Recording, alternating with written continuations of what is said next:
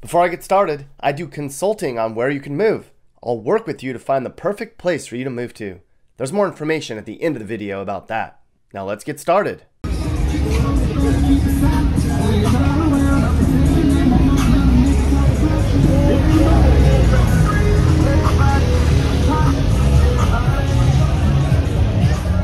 Aw, South Beach. This place is off the freaking hook. It's as loud and fancy as you've heard it was. You can do an entire video about this place. Today, it's very much become a rowdy party spot, and there's a lot of people who have an opinion on that. It hasn't always been like this, but that's the nature of what's happening in Florida and in Miami proper these days. South Beach is the south end of Miami Beach, which is a 9-mile-long barrier island just off the coast of Miami proper. We're going to see the whole island, all three neighborhoods, North Beach, Mid Beach, and yes, a lot of South Beach. And each part of the island is very different from one another, I'll tell you that.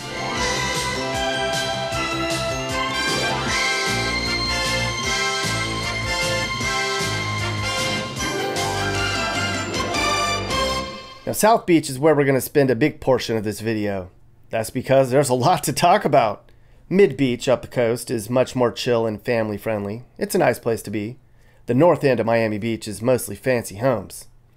I don't know if the people I saw in South Beach live in the lavish parts of town, but I saw a lot of what looked to be rich people, or people who want to look like they're rich. Of course, there's expensive cars everywhere down here in South Beach, and the people down here are always dressed very interestingly.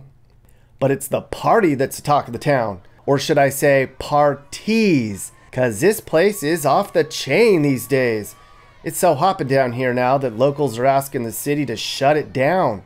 It's shootings, robberies, rapes, DUIs, resisting arrests, drugs, prostitution, gangs, hoochie mamas, skanks, riffraff, street fights, vandalism, stabbings, loud cars, parties till wee hours, and these stupid scooters everywhere. My God. You can rent these things for like 200 bucks. I don't know how much they are. They just drive them around South Beach all night and peel out and make noise and rev them up and go up and down the drag. Every time you're in the middle of trying to have a conversation, one of these things drives by. Aggravating isn't even a good enough word. Of course, the coolest people here don't get the annoying motorcycle things. They have fancy cars. Here's what's controversial about this newfound party scene though. Miami Beach is now the 6th most dangerous place in the whole state. And it just so happens that a lot of the people down here for the big dangerous weekends are black. So there's a very awkward standoff happening here.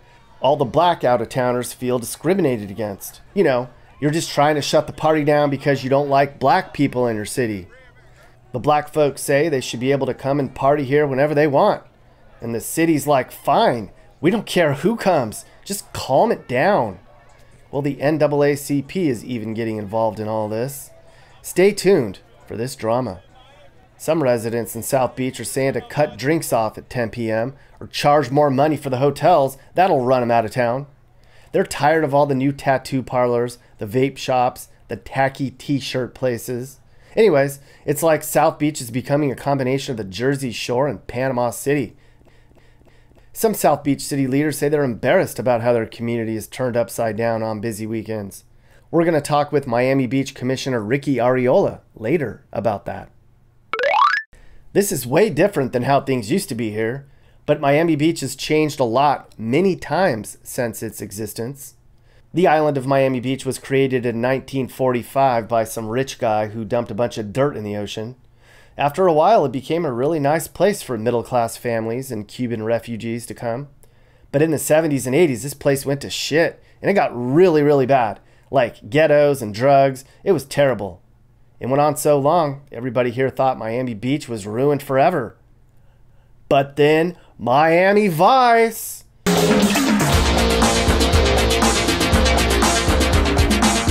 This show was rad. It totally glamorized the Miami lifestyle. So, South Beach was cool again. Then a bunch of celebrities moved here and they built it all up, and the city added all this fancy stuff you're seeing now. But the popularity faded away, and more recently, South Beach had lost its mojo. It was no longer the place it was in the mid-80s and early 90s. All the celebrities and the important people had new cities to play in. So this whole controversial party scene down here is kind of new. It wasn't until a few years ago that South Beach became really popular again like this. So while some here are glad South Beach has regained popularity, a lot of people wonder if this neighborhood can handle it. Lots of folks here say the whole vibe of South Beach has changed for the worse. Others say it's chaos. Now, I didn't quite get that vibe, but I can say you don't want to be down certain parts of the far south side of the island after dark. I seriously felt a shooting might break out at any moment. So yeah, South Beach is totally obnoxious, but pretty safe during the day. It's everything you've heard: neat architecture, expensive restaurants, wild outfits, sex, booze, and a bunch of people trying to look like they have more money than they really do. There's a lot of fancy shopping here. The Bikini Boutique. All the girls got their Gucci on tonight. What? This was once called the most colorful destination in the world by a publication you may or may not have heard of. Of course, there's celebrities in town sometimes. Now, earlier, I had heard that 2 Chainz was in town. I didn't know who that was, but while at the Rakija Lounge, I spotted this guy. 2 Chainz? I don't know. Maybe I had a celebrity sighting. Maybe I didn't. Maybe if I looked in the mirror, I would have. While out and about in South Beach one evening, I saw a lot. I took the free trolley up and down South Beach for a while. It's fun. They blast some sort of Cuban music, which this lady seemed like. Remember the artist Gianni Versace and how he got murdered in South Beach? His mansion was right behind the restaurant I ate at, which is awesome, by the way. Super chill. I highly recommend it. Anyways, people gather on the steps of Versace's mansion and take pictures in the exact same spot where the guy was butchered. That's weird. I had mojitos at Moreno's. Super cool place. I highly recommend it. They even give you a can of bug spray and a fan. That's so Florida.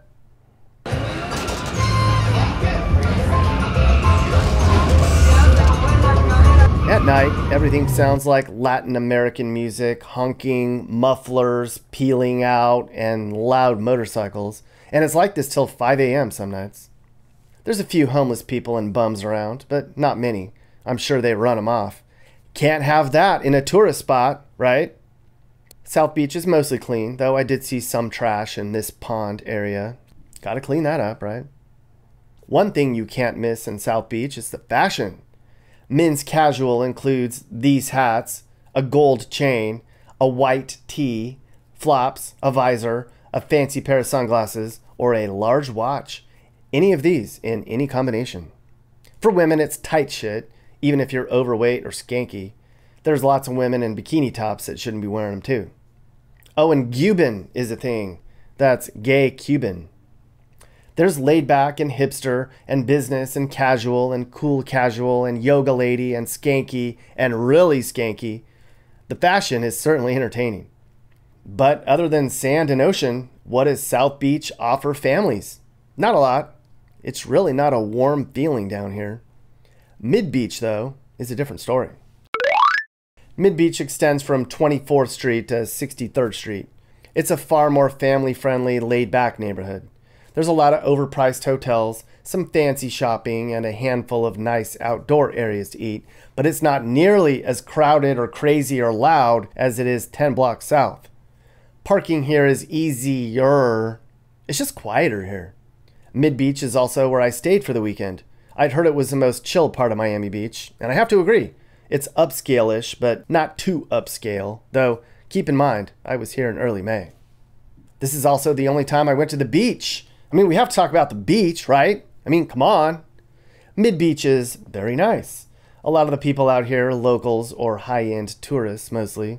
You can watch the cruise ships leave the port of Miami. That's cool. Miami beach sand is less white than the beaches on the Gulf side, but it's still very nice sand. It's soft, but it's made up of larger grains mixed with sea debris. Clearly the birds like it. Pigeons on the beach. That's so Miami. Nothing's normal down here, I'll tell you that. The water is super pretty. It's warm and has a neat shade of blue that reminds you you're in Florida. All up and down Miami Beach is a really nicely done walking biking path. I'm not kidding. Nice job, city of Miami Beach. This might be the best part of the beach.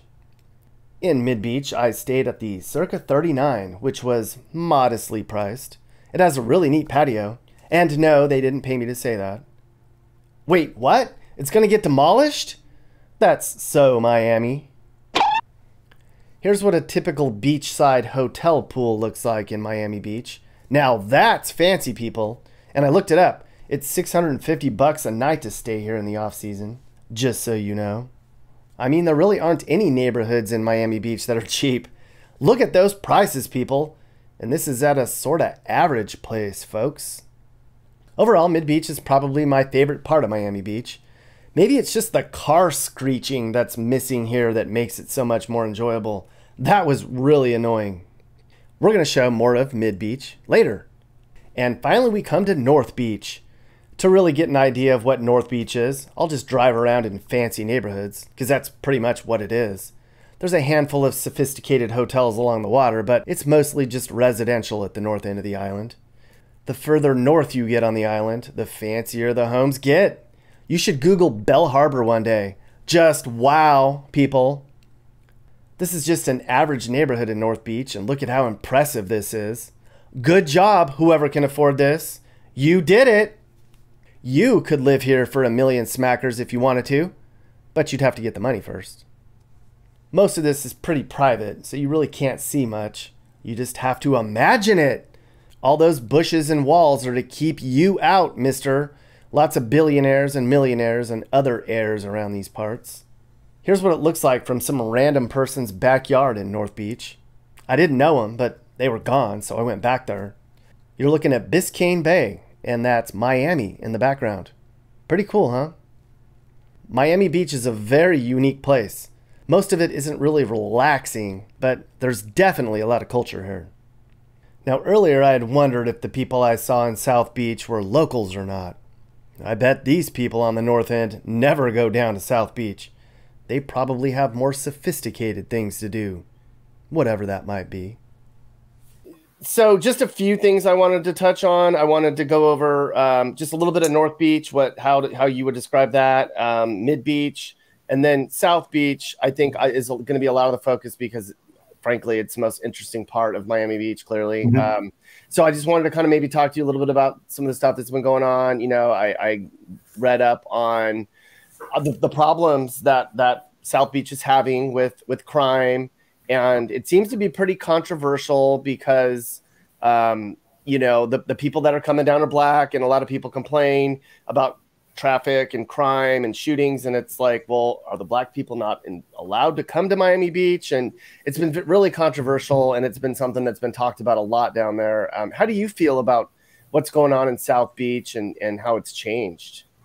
Well, you know, South Beach is, you know, the area of Miami Beach that, you know, I think gets a lot of the international acclaim because it's the concentration of, you know, where all the hotels and shopping, restaurants, nightclubs, all of that are. You know, it's a heavy tourist area. And for the most part, you know, year round is just a wonderful place to visit and live. I live in South Beach myself. A couple times a year, we have a lot of you know, tourists come in, and the past, you know, several years, they tend to just get out of control, you know, because they're whatever on vacation, or they just think that that's acceptable behavior. And, you know, locals have gotten tired of it, rightly so, because we've lived in this, you know, sort of utopian city where you've just got a great place to live, and folks come and don't respect our city, and they trash it, they misbehave. And, you know, we see criminal activity, and, you know, we've been trying really hard to deal with it in a respectful manner, because, you know, for the most part, 99% of the people that come during those high intensity weekends like spring break and traditionally Memorial Day weekend are law abiding and have a really great time. But for whatever reason, there's an embedded criminal element that is part of that crowd that just, you know, parties and gets out of control. There's violent behavior. We have seen shootings, stabbings, fights that have resulted in death. That doesn't happen on other weekends, say like an Art Basel, an Art Deco weekend, Food and Wine, even F1 that we just had here. We just had a big crypto conference here. Other high impact weekends just don't have that kind of behavior. And so we try to deal with it. And then, we get some negative publicity in trying to enforce our laws that, are inaccurate and unfortunate, because what we're trying to do is just enforce laws and keep people safe.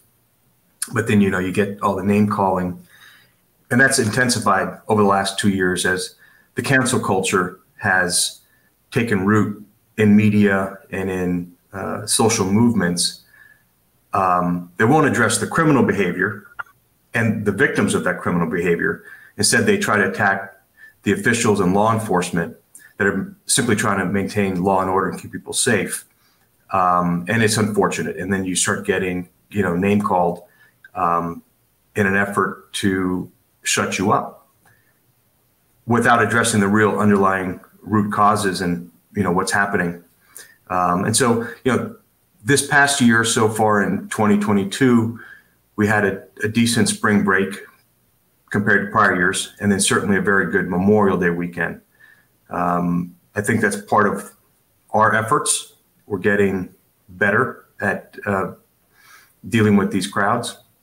And then I think there's, an underlying change happening in society, both economically and maybe culturally, that people are sick of this and want to see people behave themselves better and to maintain law and order and to coexist peacefully. So, we'll see if this is maintained not just here in South Beach, but I think nationally too. I think we're all sick of what we've been seeing for the past couple of years in American cities. Yeah, you in an article, you had said that you were embarrassed by the way South Beach has changed. Do you still feel that way? That was about a year ago when you said that. It seems like things are a little bit better now. Well, judging from so far, I don't want to jinx us, in 2022, we've had a much better year than we had in the prior two. And, we can discuss viewpoints on why that might be. But look, we saw in 21 and in 2020, young kids lose their lives at the hands of criminals that were settling scores or just random acts of violence. And it's a huge tragedy. And every time we try to talk about it, you get shouted down and called awful names. And yet the criminal activity that caused that to happen is barely addressed. And it's, really disappointing that that's where we have come as a society. I do think things are changing. But, prior 2 years during the pandemic, it was, really awful to see cancel culture and all of the name calling that was taking place because you couldn't address the real issues that were happening. Yeah, no, I get you. What have you guys changed? Like, what's different now from last year? It's just enforcement. We've always had enforcement. We've always had enforcement. We've always maintained that we're going to have law and order. We're not going to become Portland, Seattle, San Francisco, Los Angeles, DC, Chicago, where criminal behavior is tolerated and is treated leniently. We've always said if you disobey our laws, there's going to be consequences. That's what led to a lot of the criticism that our police department unjustly received, as well as elected officials who said we're not going to back down to the mob mentality. So we've always had that. I think more recently, our communication efforts to the tourists that are coming in have been effective. And I also think, we have proactively tried to program around, let's say, spring break and Memorial Day weekend, so that the tourists that are coming, have something more proactive to do rather than just lingering in the streets and misbehaving. They can go see shows. They can go enjoy, open air activities that we're promoting. All of those things I think have had some effect. And I also think in 2020 and 2021, Florida and Miami Beach were some of the only games in town, because everything around the country was locked down. So we had, a real concentration of folks coming here because they had no other place to go. They had been cooped up and they were letting off steam and, just going a little bit too wild. I think as the country's opened up this past year, that's diffused some of the crowd. So that's also, I think, been a contributing factor. Yeah, good. So Mid Beach is much more chill, and I like South Beach a lot. There were a couple times, and I was down there on a random Friday night, not during. It was an off season. Clearly, it was mid-May. There were a couple times I went down sort of the very south end that it seemed like I should probably maybe move up a block or two. It looked like it was going to get a little heated. But overall, I didn't feel unsafe at all. A little too many people for my liking, like in my space, but that's just me. But I loved South Beach. I really did like it there. And I really like Mid Beach, which is a lot more chill. It's way more family friendly. How would you compare the two? You live there. How would you compare the two, the difference between Mid Beach and South Beach? Yeah, I think you summed it up well. I mean, so Mid Beach is traditionally our single family home neighborhood. And then you've got a lot of concentrations of condos. Those condos typically house a lot of snowbirds as well as locals. And it's just a very chill environment. There's not a lot going on there with really nice, quiet beaches. And it's residential, divided between single family and the condo market. A couple local restaurants and places to go. But for the most part, if you want activity, you go to South Beach. And then, we'll talk about North Beach as well, which is its own unique neighborhood as well. But yeah, Mid Beach is a quiet family part of our community. You've got the Fountain Blue there, which is really the big gorilla there, which is a fun place to stay or visit. But for the most part, there's not a lot going on in Mid Beach other than a nice place to live and visit. And the beach. I mean, the great beach. Yeah. Yeah. I just like sitting there. It seemed a lot more chill than down at South Beach in terms of just the, quiet a little bit more. But if I was 25, I'd be at South Beach all weekend. Like, no problem. Yeah. Like, I get it. And then, North Beach seems like it just got fancier and fancier and more residential the more north you get on the islands. Did I miss anything? Is that pretty much So North Beach is really an interesting place. It's sort of up and coming. It's a real mixed use part of our city. You got a lot of multifamily homes as well as single family. A bit sort of working class. A lot of people who work in Miami Beach live in North Beach. You've got some really great schools. Great old architecture from the mid 20th century called MIMO, Miami Modern. Something that we coined. It's got its own golf course, but it's a kind of a sleepy part of Miami Beach.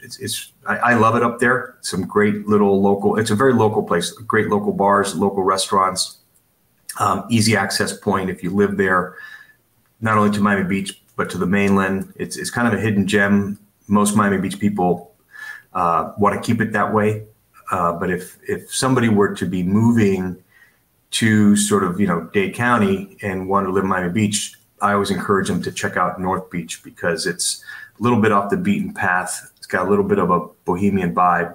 Everyone who lives there loves it and very much wants to keep it that way. And it's really fun. I spent a lot of time up there. Can you get anything under $1 million, a single family house in anywhere on that island? Not anymore. Not anymore. I mean, the past 2 years, real estate in Miami Beach and in Dade County in general has just boomed. Everyone's moving here. Frankly, we were a bit underpriced leading into the pandemic. And this is what New Yorkers and other people figured out for themselves. Like, oh my God, I can live on the beach for 25% of what I'm paying in Manhattan, and they just scooped up all the real estate and driven costs way up. and it's something that'd be addressed because it's become a lot less affordable now. Rents have gone up, and certainly the cost of buying a home or condo have gone way up, and we don't really have a lot of supply. Miami Beach is very sort of hesitant with new development. So we don't have a whole lot of supply coming online soon. And, if you want to be moving to Miami, you're going to be looking now across the bay in downtown neighborhoods like Edgewater, Midtown, Brickell. Mm-hmm. What are some issues that Miami Beach is going to have moving forward? Every city, every neighborhood, every place has, a future that's going to have challenges and issues, just like any other place. What do you think your challenges and issues are facing in the next 5-10 years in Miami Beach? Well, you hit on probably one of the top, call it three, which is affordability. To get young families into Miami Beach, it's really become cost prohibitive. So we have to address our housing affordability issue head on. That's going to be a big issue. One of the issues we're trying to tackle, it's a micro issue for us, but we think it's important, is trying to develop a business community through the development of office space. We don't have a whole lot of office space because Miami Beach has traditionally been a tourist town. And, we found out, during an earlier episode a few years back, if you remember the Zika crisis, and then, more recently during the pandemic, when the whole city and world were shut down, our tourist tax revenue shut down to zero. We're way too dependent on the tourist market. So just good fortune, we opened before everybody else, and our revenues from resort taxes shot up. Everybody moved down here, so our property values and taxes shot up. But a lot of the folks that have moved here want to stay here, and they want to live, work, and play in Miami Beach. They don't want to have to have a home in Miami Beach and then drive across the causeway into traffic to get to their office. So we're developing new office space throughout Miami Beach. And we think that being a one-stop shop, live, work, and play in Miami Beach is going to enhance quality of life, potentially decrease traffic, and diversify our economy. So that's something we're also tackling. We've got the existential threat of climate change and flooding, something that Miami Beach has been a leader on as far as American cities go, but it's something we have to continually address as sea levels rise and streets flood. We want to be as dry as possible, so we're ramping up our seawall initiatives. We're raising streets. We're building green infrastructure so that we're letting Mother Nature be our partner in addressing flooding and storms. Those are all issues. Then, of course, you have regular urban issues of crime and homelessness that we're vigilant on. I think we're doing a very good job there, especially relative to other American cities, which are way, way behind. I think Miami Beach has been able to grow these last 2 years because cities like DC, Chicago, New York, LA, San Francisco, Portland, Seattle have been so terrible in addressing their urban issues because of bad policies. We've been able to benefit from that. And so we're not going to back off what's made us successful. Yeah, they're shooting themselves in the foot by allowing their cities to be run like that. And, Florida raised the flag and said, hey, come here. Y'all are welcome.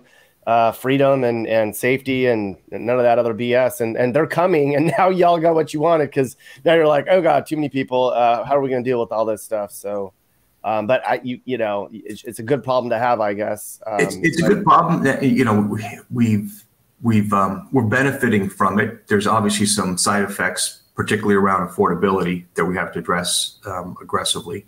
And it's not just American cities that are choosing, Miami Beach to come to. We've traditionally been the hub for flight from the Caribbean and Latin America. We've got by far one of the most, if not the most, multicultural community in the country.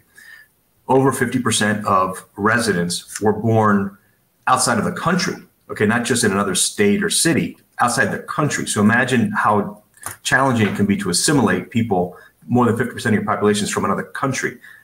Plus you got a whole bunch of people from other cities and states. 60% of people,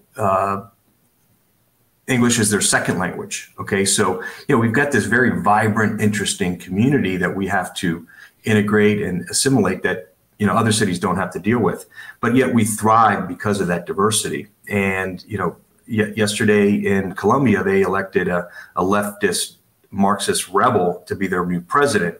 So you can rest assured that we're going to see an influx of Colombians coming here. We already have a lot of Colombians and Venezuelans, Brazilians. I'm Cuban. Like it's just a melting pot of ethnic and nationalities.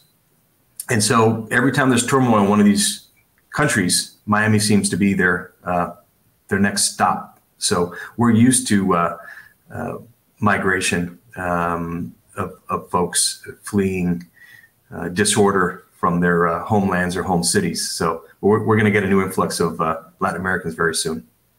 Why is the Cuban population during the 2016 election, everybody assumed that Florida was going to maybe go blue.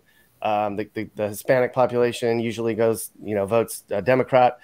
We didn't see that as much as we usually do. And it seems like I'm hearing more and more that the Hispanics and especially the Cuban population is starting to vote conservative more. Is there a reason for that you can, there's probably a lot of reasons, but they won't stand for some of the ridiculousness that we're seeing. And I think you're going to see that in the African-American population. I think for sure you're going to see it. And for sure you're going to see it in the Hispanic population until the Democrats face facts and stop with some of this nonsense. They're going to pay a heavy toll come election.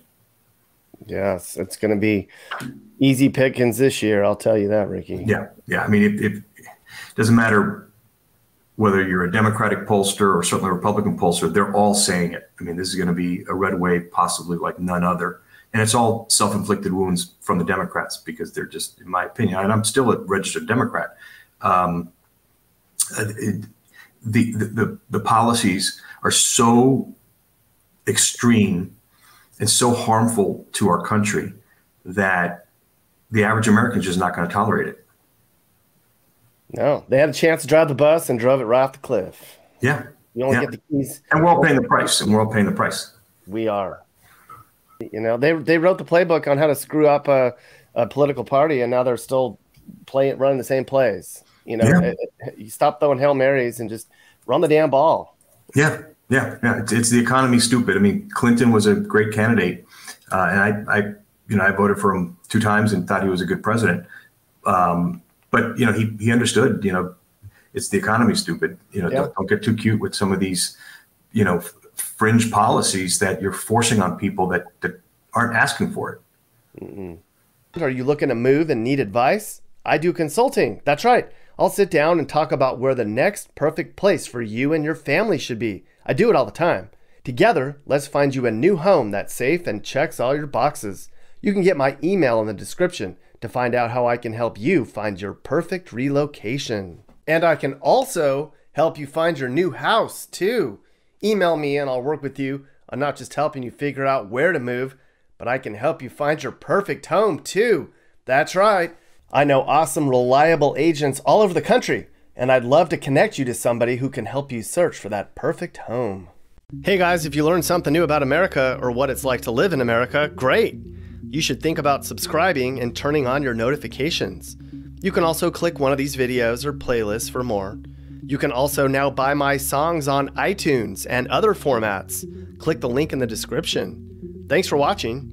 And remember, while we all might have different views, we should all be nice to each other and try to make the U.S. a better place in a positive way. This is Sage, Nick's manager. This has been a Corner House Entertainment production.